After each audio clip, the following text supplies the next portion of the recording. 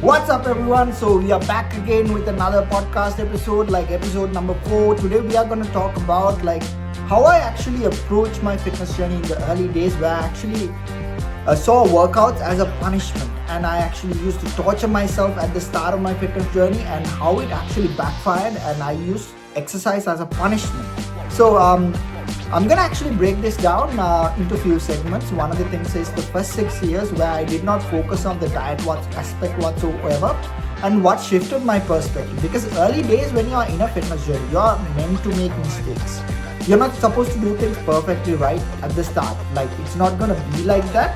Even if you do want to, some people do, very rare, but it doesn't happen. And what led me towards achieving once I actually got the right guidance, and what shifted my mindset, and once I actually shifted that, what ended up happening. So you can see in the background, I have so many medals here. So some of them are world championships, some of them are a champions coach, because one of the things I do as a coach is actually to guide people with not making the mistakes I used to make, because I hear a lot of people doing so many mistakes, and that's where I actually guide them to not make the mistakes I used to make. So before I actually deep dive into this podcast, I want to tell you, I have an ask, is the fact that if you think this is valuable for you and you think someone could get help out of it, give me a subscribe, and also or else a follow. I don't know what to say about that, but or else share it with someone who do get value out of this.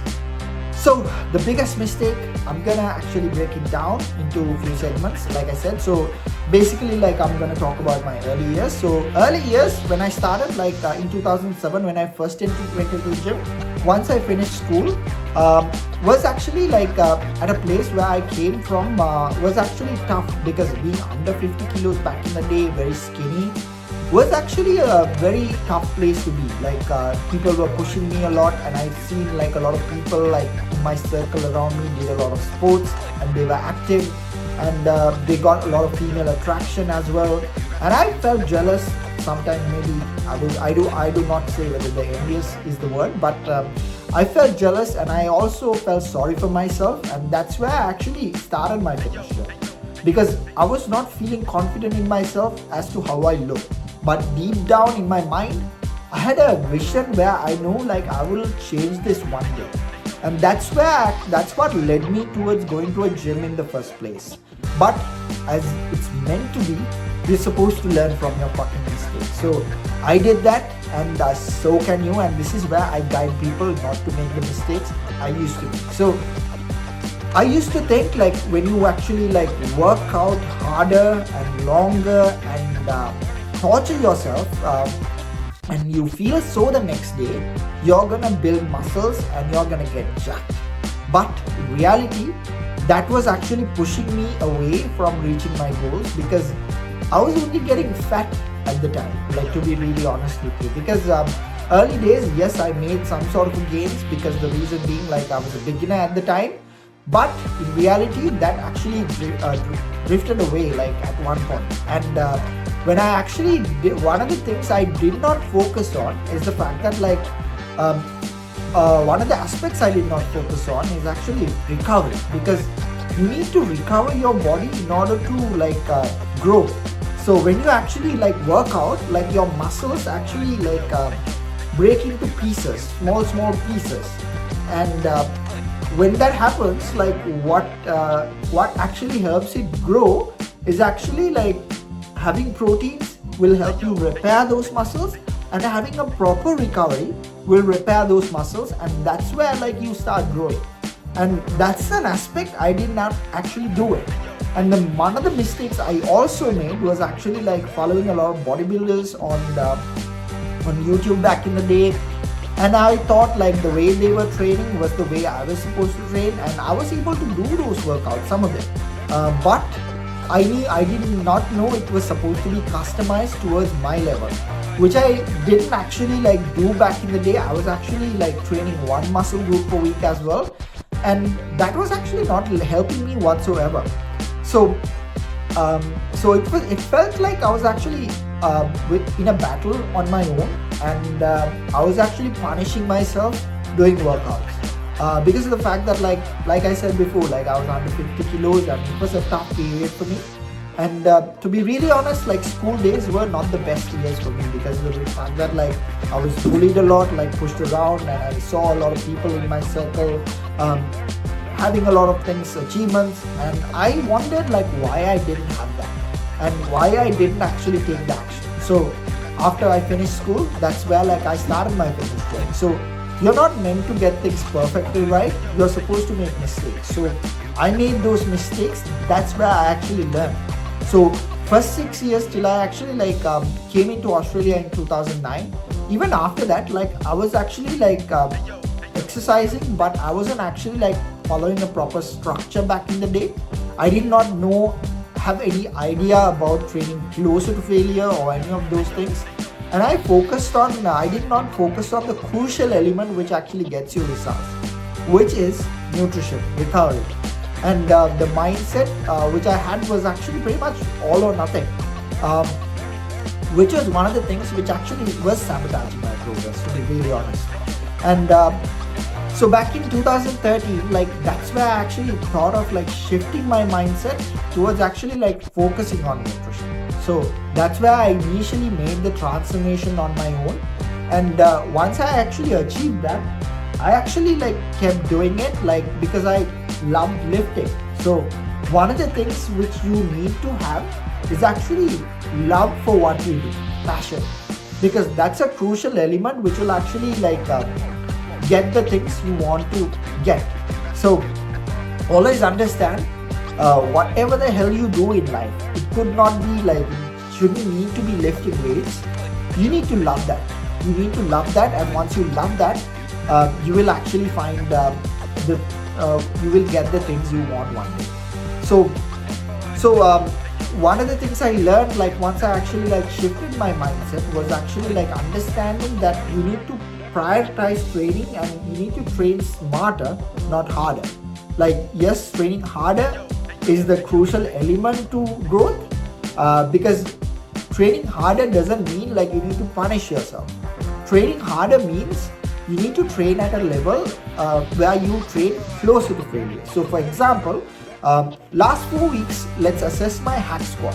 So like week 1, I was doing 80 kilos and I actually managed to get 3 reps. 3 reps, and till I get 5 reps, I didn't actually want to I got 5 reps out of 80 at week 1, and then on week 2 I tried 85 and I got 3 reps, 85 per side, and then on the 3rd week I actually only managed to do 2 reps. So that wasn't actually progressive overload, but like one of the things I realized was I was not recovered properly. And last week I ended up doing 85 into 5 reps because I had a proper recovery, and because of that, like I actually pushed my way up towards it. So that's exactly what you need in order to grow. And when you're actually working out, one of the things I lacked back in the day was structure. When I did not have structure, where I actually like focused on only training one muscle group per week, which is not giving me the growth which required, because I used to think Monday was chest day and certain day was leg day, certain day was back day, certain day was arm day. So one of the things I do not do today right now is actually I do not have an arms day, because I do believe it's a waste of time, because you train your arms when you're actually like working out your upper body by just lifting weights. So you work it out as a secondary muscle. So when you keep working out every fucking day, where does the recovery happen? Nowhere. So what you need to understand is you need to focus on crucial elements like recovery, because that's where the growth happens. Because when you actually work out, like if you take this as muscles, it actually break into small pieces when you do your lifts. And what helps you grow is repairing them with enough protein within the day, and then get a better sleep to recover. So when that process goes through, that's where you start getting growth. So always understand there's actually a meaning as to what you do. And one of the other mistakes I used to do was the fact that like I was following all the celebrities on the internet back in the day, and I was following those programs and I was expecting results. And one thing I did not know was actually it wasn't actually customized towards me. because they do it at their level and I need to do it at my level. And what I need to do in order to grow is actually to train closer to failure and then improve each and every single week with progressive overload. So that's the basic principle which you need in order to grow. So once I discovered this balance, once I actually mastered this, one of the things I actually got was actually these medals behind, because when I actually consistently did the process which I was doing, because I had a lot of passion towards it, even though I was going in a wrong direction, when I kept doing it, it led me towards the right direction. Once I actually shifted that, in 2015 I met my coach Dan Pereira back in the day, and it actually led me towards competing, which I did not even actually imagine about. And I won my first 7 shows, and that led me towards becoming a natural athlete. And once I actually mastered that, I kept competing, and even there I made mistakes, which I'll talk about on another podcast. But mistakes are supposed to happen, because one of the things you need to understand is mistake is where you learn. If you don't want to make mistakes, you can't actually it's not real, because the reason being you can't do anything perfectly in your life. So because of those things which I did, like winning medals and winning the state title in Victoria, which is this one right here, and I winning my pro card, I am an athlete to this day. It's been 9 years now since I've been competing, and which led me towards the most valuable thing I do today is helping individuals get into their best shape. Because of the fact that if I did not learn back in the day, making my mistakes, if I kept doing the things which I was doing, I don't think I would have become what I am today. It's the mistakes I made, the fuck-ups I made, which actually got me the results which I needed. So with this, I have helped a lot of people get into their best shape, and some of the athletes have won pro cards, and some of them placed first in so many divisions, and there are competitors who's competing all around the world. And at the same time, I'm helping a lot of people who are actually out of shape, working 9 to 5, wanting to get in shape. So you need to understand, from a person who is in that level, you don't need to train like a bodybuilder. You need to do better than what you're doing right now.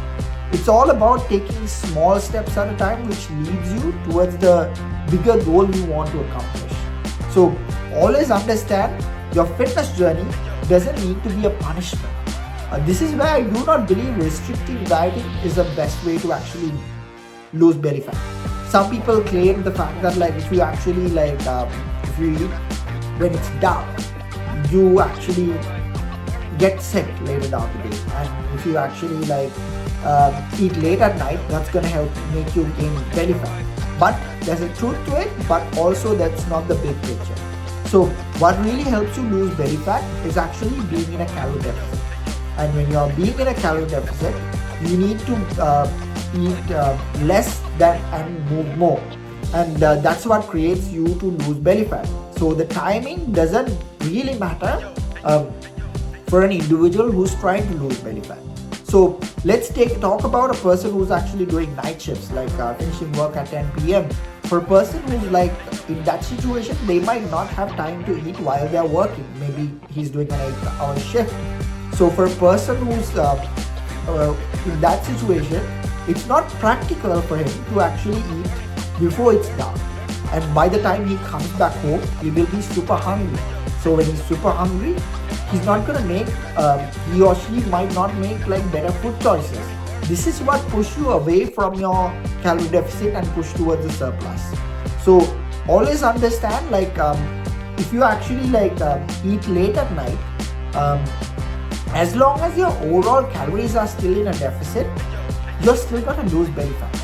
And at the same time, one of the other factors I want to tell you is actually the fact that working out shouldn't be a punishment. When you actually think of it as a punishment, you're not going to enjoy the process. When you don't enjoy the process, it won't last whatsoever. It will last for a while, and you might actually feel like you're making progress, but it backfires if you're feeling like it's a mental journey.